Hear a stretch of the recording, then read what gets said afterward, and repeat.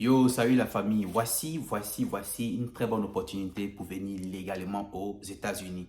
Je sais que parmi vous, beaucoup ne croyaient pas trop en la Green Card puisque c'est une loterie. C'est une loterie, c'est un jeu de chance. La DV Loterie, c'est le programme de diversité américain qui permet à certaines personnes de venir légalement, mais c'est une loterie. Voilà, tu joues, tu t'inscris. Si tu as la chance d'être sélectionné, pour certains aussi, ils n'ont pas cette chance-là. D'autres jouent depuis 10 ans, 15 ans, ils ne sont pas sélectionnés. Donc, ils cherchent toute orientation. Voici une opportunité ici que je vais développer dans cette vidéo. Pour mieux comprendre, il va falloir suivre la vidéo jusqu'à la fin pour comprendre la procédure et voir comment vous pouvez en profiter. Ça vous intéresse? Restez scotché, on se retrouve. Yo, salut la famille, c'est votre frère Yves aux USA. Bienvenue sur la chaîne des Jeunes Cadres Dynamiques. La famille, alors déjà, il faut déjà savoir que le programme d'au pair répond à plusieurs problèmes ici aux États-Unis. C'est quoi le programme d'au pair? Parce que c'est ça que je vais développer dans cette vidéo. Le programme au pair. Au pair, c'est quoi en fait? Au pair, ça sera soit, en majorité, c'est des filles, on prend, je n'ai pas encore vu des garçons, je n'ai pas encore vu, peut-être qu'il en existe, mais la majorité, c'est des filles. En fait, des familles américaines demandent à faire venir des filles des différents pays, des différents continents, d'accord? Voilà, des filles qui viennent de l'Europe, de l'Afrique, de l'Asie, voilà, partout dans le monde entier, afin que ces filles-là viennent, en fait, être une sorte de servante chez eux. Mais pas servante à 100%, un peu comme un membre de la famille. Je vous explique. Pourquoi ces raisons? Non, pas pourquoi ces raisons plutôt, excusez-moi, pourquoi ce programme-là a été lancé? Parce que, en fait, vous savez, la vie de couple aux États-Unis est très difficile déjà. Être déjà seulement homme et femme mariés simplement aux États-Unis, c'est très difficile. Parce que chacun travaille. Et puis souvent, un travaille la nuit, un travaille la journée. Soit, et souvent, un travaille la nuit, un travaille l'après-midi. C'est trop compliqué déjà à deux. Et imaginez ces personnes-là ont des enfants. Quand monsieur va au travail, quand monsieur doit aller au travail, quand madame doit aller au travail, qui surveille les enfants? Ici aux États-Unis, quand ton enfant n'est pas majeur, tu dois le surveiller.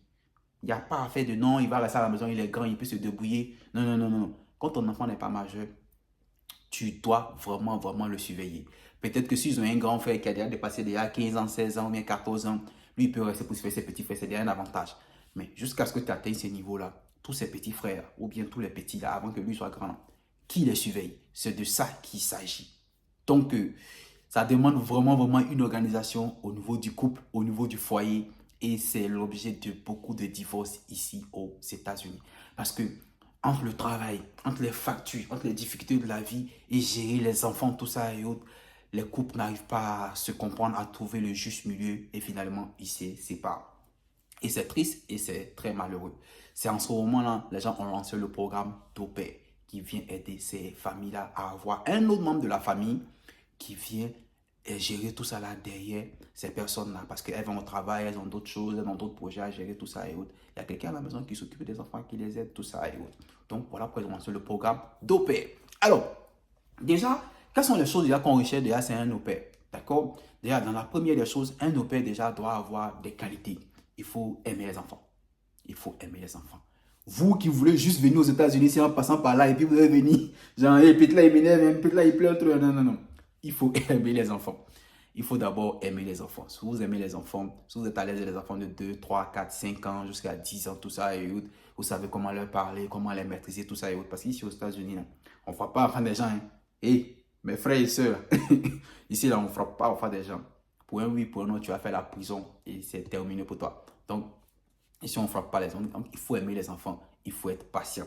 En dehors de ça, il faut comprendre les réalités de ces personnes-là quand tu vas venir. Il faut savoir s'adapter à leur système.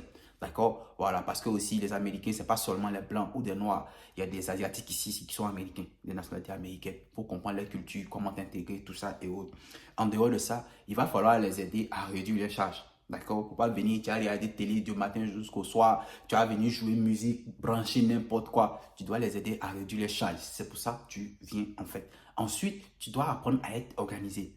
D'accord? Ils vont te confier des choses à faire. Il faut les faire à temps. On va dire non, il était en train de regarder mes vidéos TikTok, il était en train de poster ça sur Facebook, il était en train de faire ça. Non, non, non, non.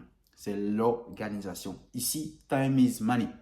Time is money. Le temps, c'est de l'argent. Donc, il faut apprendre à être organisé. On recherche ça aussi. Et ensuite, il faut être, je déjà dit ça au début, il faut déjà chercher à s'adapter parce qu'il y a une différence de culture, d'accord? La culture africaine, la culture européenne, ou encore voilà, et la culture américaine ou asiatique, tout ça. Il faut apprendre à s'adapter, il faut chercher à s'habituer ou encore à se préparer au brassage culturel. C'est très, très important. En dehors de ça, un au pair aussi, qu'est-ce qu'il doit avoir au minimum? Généralement, un niveau d'études supérieures, d'accord? Le lycée. Souvent, même, il y en a qui exigent que tu aies le bac, d'accord? Ensuite, il te faut un passeport, ça c'est le minimum, parce que c'est dans moment ton visa quand tu vas venir ici. En dehors de ça, il faut savoir parler anglais, d'accord? Voilà, vous qui avez négligé anglais au lycée, là, ça va vous rattraper maintenant. Il faut savoir parler anglais, c'est très, très important. Ensuite, comme je l'ai dit au début, il faut aimer les enfants. Il faut aimer les enfants parce que ouais, tu vas beaucoup travailler avec les enfants. Et c'est pour ça que tu viens. D'accord? Il faut aimer les enfants. Parce que, en fait, comprenez le système. Vous savez, déjà, je prends encore l'état du Colorado, parce que je vis dans l'état du Colorado, donc je vais prendre l'exemple de la réalité d'ici. Vous voyez, par exemple, ici, on paye en moyenne entre 13 et 15 dollars par heure. Ça, c'est en moyenne. Mais si tu es quelqu'un qui t'occupe des enfants des gens, on appelle les nannies ou bien les trucs, voilà. Ça dépend, mais il y a des coins où on paye 20 dollars par heure. Il y a des coins où on paye 25 dollars par heure ou bien 19 dollars par heure. Ça dépend, d'accord? Et ces endroits-là, soit c'est des...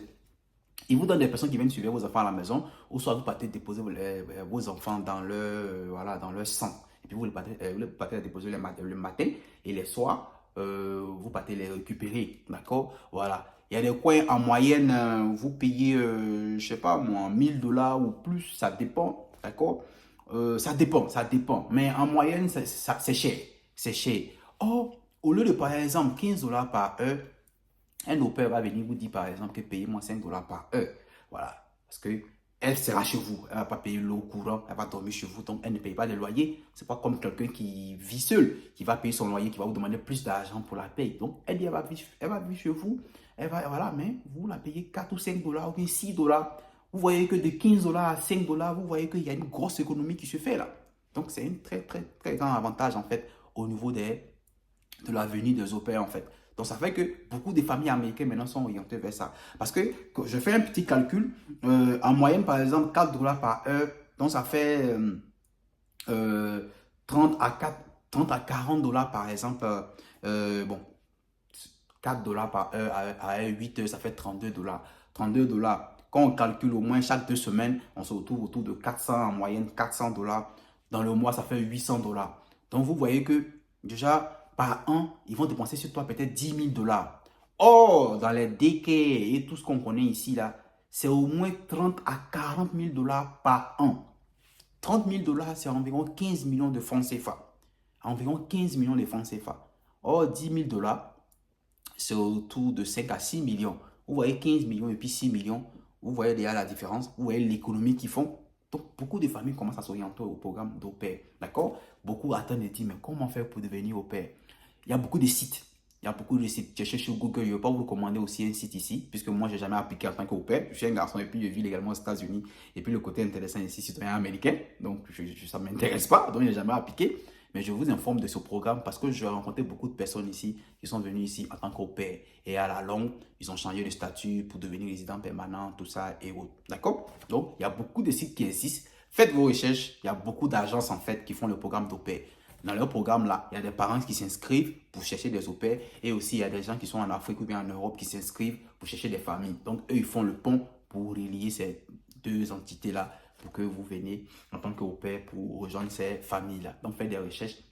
Il y a plusieurs sites et respectez leurs conditions. Généralement, ils ont des sites web où vous vous inscrivez, vous créez un compte, tout ça, et puis vous remplissez des fiches, tout ça et autres. Il y a il y a des frais à payer forcément, mais ce n'est pas aussi cher que ça. Voilà, et puis ça, à partir de là, maintenant, ils vont vous dire ce qu'il y a lieu de faire pour chercher à venir ici en tant qu'au pair. D'accord? Mais déjà, si vous avez su passer toutes ces étapes-là, soyez sage parce que ne cherchez pas à gâter le nom de cette agence-là qui va gâter le programme de d'autres Africains ou bien d'autres personnes qui veulent venir. Parce que si ces agences-là créent le lien et vous venez frapper en face des gens, vous venez faire des conneries, vous allez fermer la porte à d'autres personnes puisqu'ils ne vont plus croire à ces agences-là et puis ils ne vont plus laisser les gens venir ici. Donc, ne gâtez pas les choses des gens, d'accord?